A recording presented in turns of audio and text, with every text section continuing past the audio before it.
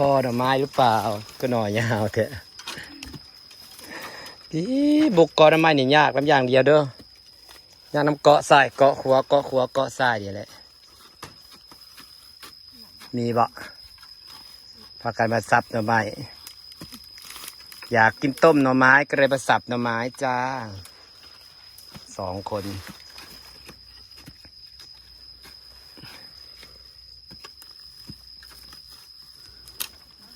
พอดีแกงในตัวขุนเหี่ยวนะ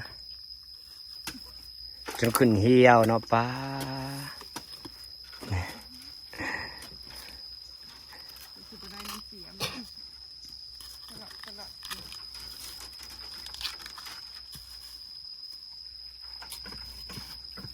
เสียมอันนี้มันอ่อนอยู่แล้วเสียมใบบางนะ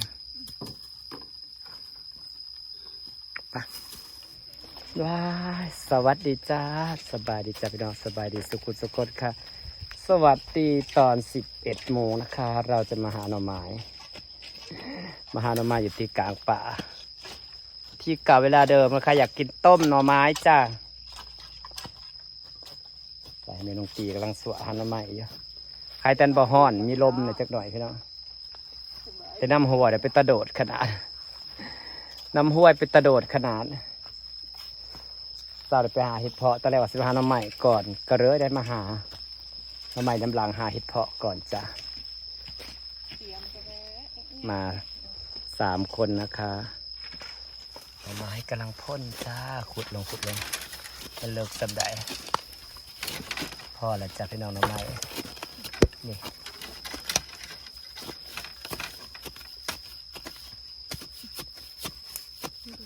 หน่อนางขาวจริงหรือเปล่า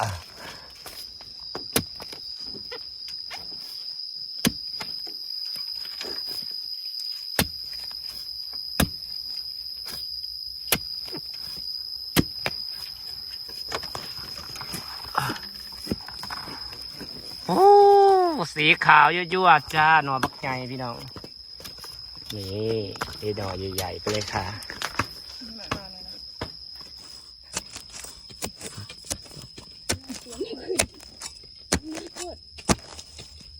เสียงคุณนี่เนี่ยบนักไปนะของบเป็นจะเอาอ่อนเสียงห้องบัวไว้เสียมันน่าโคตรไปซับทางได้เขาหน่อไม้จ้าหน่อไม้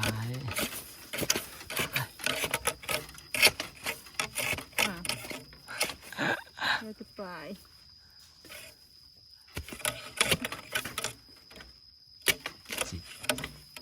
ตัวนี้ด้วยโอ้ยคุณหนามคะทำไมเธอชอบเกาะจังเลยโอ้หน่อไม้มันใหญ่ขนาดนี้เลยเหรองามได้แต่ซับด้วยเนี่ยตั้งสกงกเยอะทำไมใครๆถึงปล่อยให้มันเกยนางขาวไปแล้วเนี่ยจะเป็นบักใหญ่ๆแล้วป้าและซับฝั่งผู้เราสิซับฝั่งพี่เสียงแตกขวบกลางเวรกินอย่ามาปีหน่อบักใหญ่ป้าหน่อเดียวกับแกงบะเบิดแหละจ้าแกงเบิดปลาค่าซับนี่ค่ะ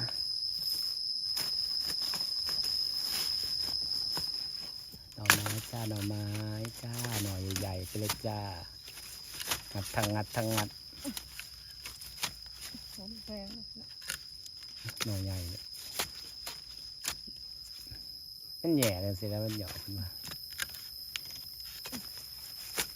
โอ้ยน้อยใหญ่อยู่ตบอยู่ประเดี๋ยวกีดกันเถอะเด้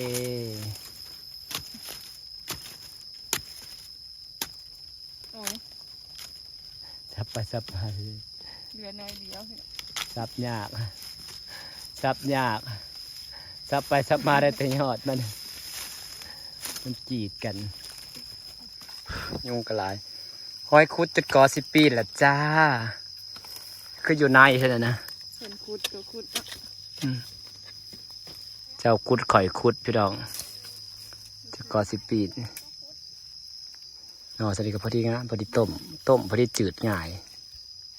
นอบ่ได้บ่ได้ เอามาได้ค่ะลงมาเอาเลยงานนอนเลยนะ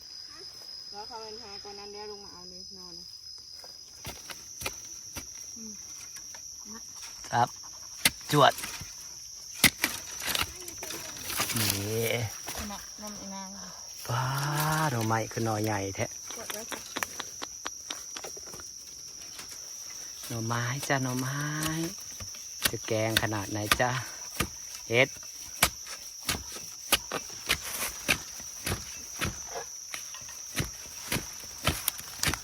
พอละ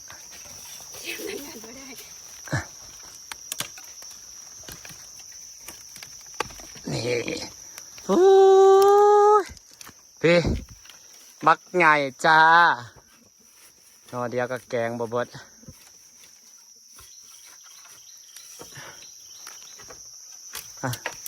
หนักมากหน่อไม้จ้า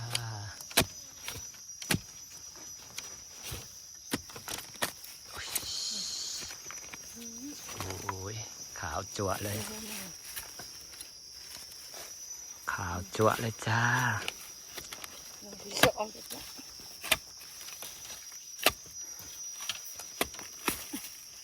ตัวนี้เนี่ยยาวอ่ะ บ่สั่นบ่ฮักก็ออกยอด เอาตัวนี้กันด้วย นี่หมุนกอหน่อไม้หาอยู่หากินพี่นอขึ้นเหี้ยวเนี่ยเห็นหลายเนาะสับสิแกงผู้อยากแกงนะ นี่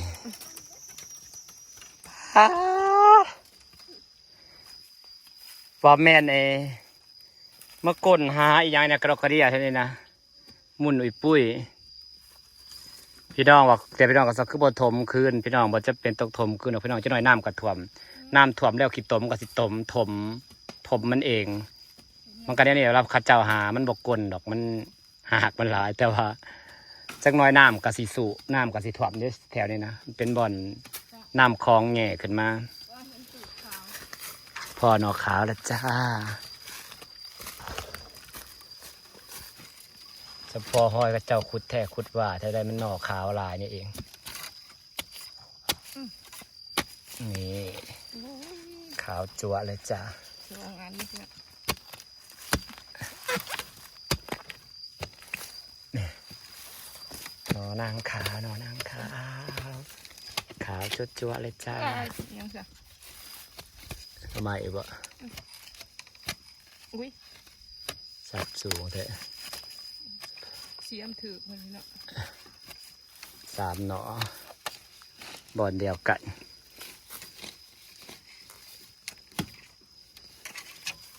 ข้าเจ้าสิกลก่อนใหม่หรือข้าเจ้าเสร็จอย่างนี้ก็ดอกกระเดีย ข้าเจ้าสิกลก่อนใหม่หรือข้าเจ้าเสร็จเนี่ยโอ้ยคืองามแท้พอข้าเจ้าจะกลรถกอเดียวรถจะปลามอยู่นี่จ้ะนี่จ้ะ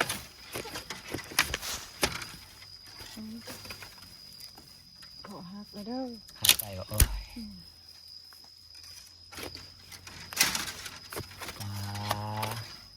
ขาวงามของแถม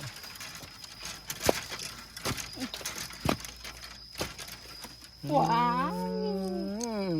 พี่น้อง สปักงามเท่านี้นะขาวงามของแท้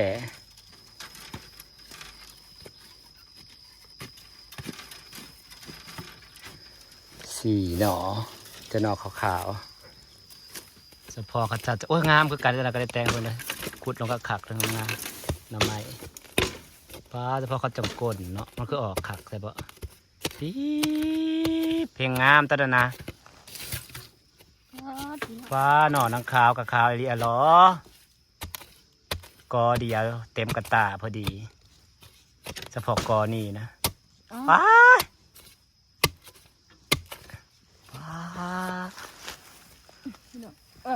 ไปงามเถอะดินี่จะว่ามีชีพจัก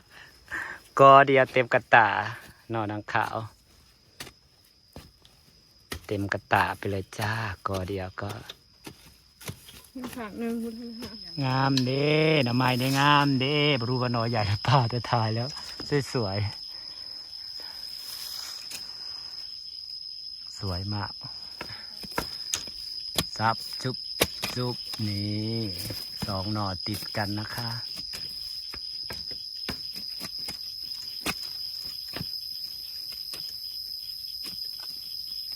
ว้าใหญ่ใช่เด้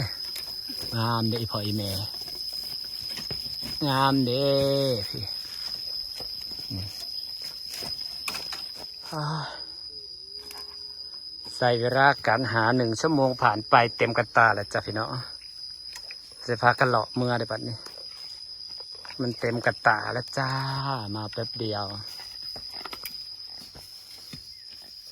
นี่ค่ะเต็มกันตาแล้วจ้าแต่หน่อเข้าคาเป็นตะต้มนี่งามๆไปเลยจ้านี่โอ้ยพุดหน่อขาวจ้าว่าพอดีต้มสันนี่นะพอดีต้มจืดง่าย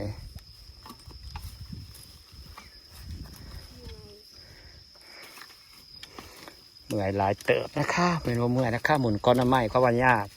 เพื่อจักน้ำเกาะสุดแล้วเราจะได้กี่บาท60 บาทหมุนตื้อได้เงินหา60 บาทพี่ดอกเอ้ย5 บาท10 บาทก็เอานะคะดีกว่าไม่มีกินเก็บเล็กผสมน้อยเหนื่อยก็ต้องทนเพราะความจนมันน่ากลัว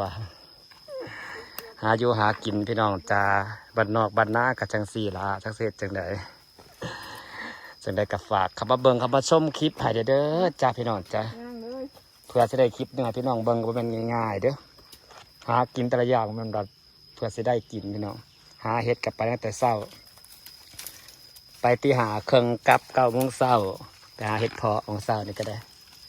อันนี้ก็มาหาหน่อไม้จ้า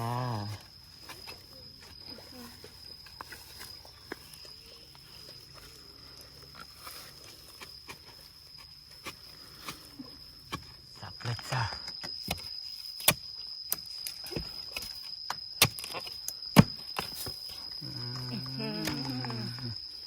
งามเด้ต้มขักๆยั่ว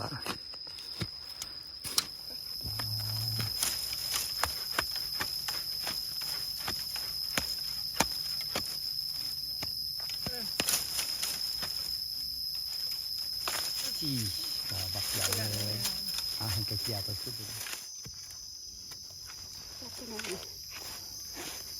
ขับรถหน่อไม้จ้าหน่อไม้เรียกกันเลยซ่าอยู่3 หน่อ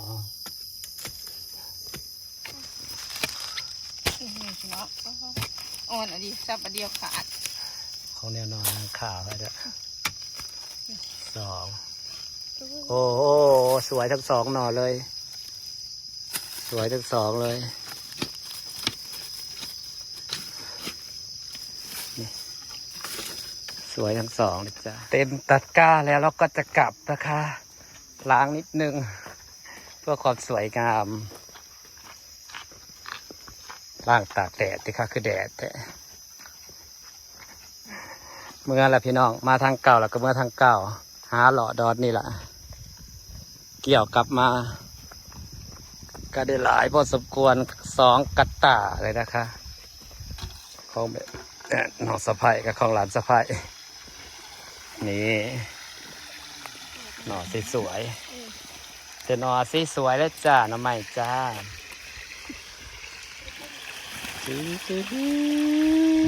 ไข่ดอกมันพูนะฮะแป๊บเดียว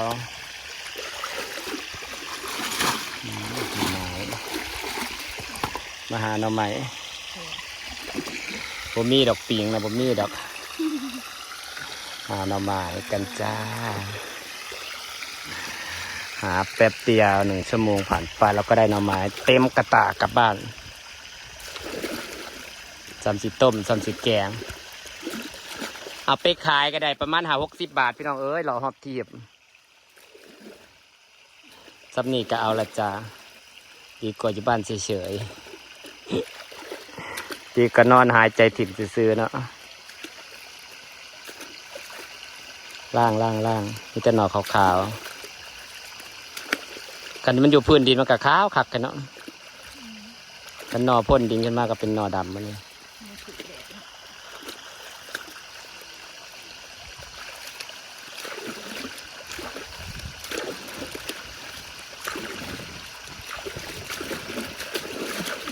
งามเด้แต่ขาวๆไปแล้วก็แพ็คใส่ถุงขายได้แบบนี้สิได้จักบาท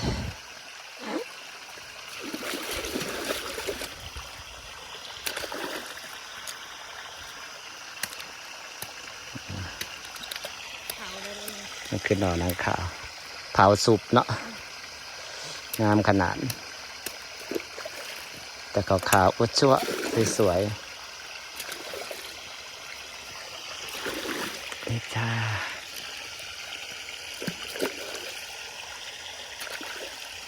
นี่จ้าเสร็จแล้ว